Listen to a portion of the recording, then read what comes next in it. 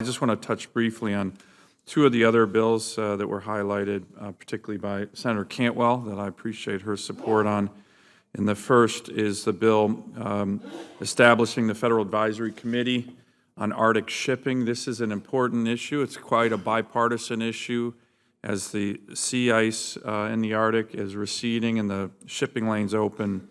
It's an area of increasingly importance for our national economy, national sovereignty, national defense, as Russia and China are increasingly encroaching in this area of the world, and we need to step up as a nation, and I think that that's starting to happen, and this bill will help that, so I appreciate the committee's strong bipartisan support on that. And then also with regard to the NOAA Corps, this is a great, important federal agency that matters to all of our states, particularly my state, but to be able to focus on modernizing, enhancing the Commissioned Officer Corps with regard to their mission, with regard to their resources, and I think that it's very, very important. And again, to see the strong bipartisan support here, Mr. Chairman, I appreciate that work and looking forward to doing more with regard to enhancing that important federal agency in our federal government. Thank you. Would Senator Sullivan yield for a question before you finish up here?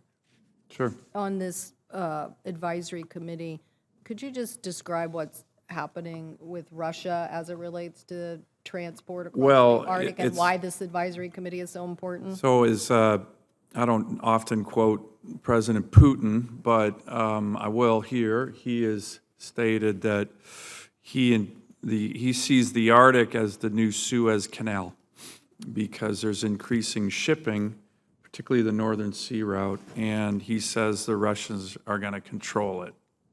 That's not in anyone's interest. It's certainly not in the interest of the United States, but they are taking actions.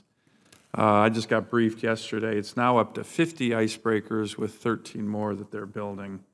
And to be able to control this increasingly important line of transportation and commerce for the world, that goes right by my state. It goes right by Washington State.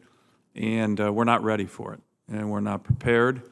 And this is American sovereignty, American economic commerce and opportunity, but it's also national security. And what we're trying to do here in a bipartisan way is get the federal government focused on it and get the federal agencies focused, particularly on the commerce aspect, before we wake up, not just with regard to Russia, but China is now referring to itself as a near Arctic state, whatever that means.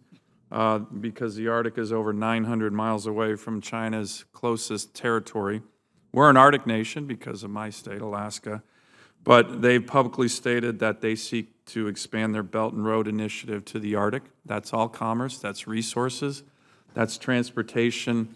So when we talk about great power rivalry, which is the new national defense strategy focused on that, I think that has a lot of bipartisan support. That rivalry is happening in the Arctic, on the economic side and the national security side, and our nation needs to focus on it. This bill will certainly help that, particularly on the economic and transportation side. So I thank the chairman and the ranking member for their strong support of this.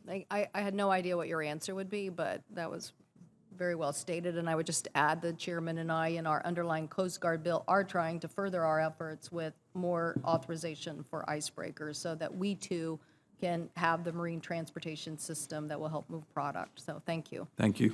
And before I recognize Senator Baldwin, let me associate myself with the remarks of my ranking member and Senator Sullivan about the importance of the Arctic and facilitating global commerce in a way that does not give one country with questionable leadership the authority to dominate the entire region. So this is something that Senator Cantwell and I are very, very interested in, and it's going to require some additional work and emphasis over time. So thank you, Senator Cantwell, for working with me on that, and thank you, Senator Sullivan.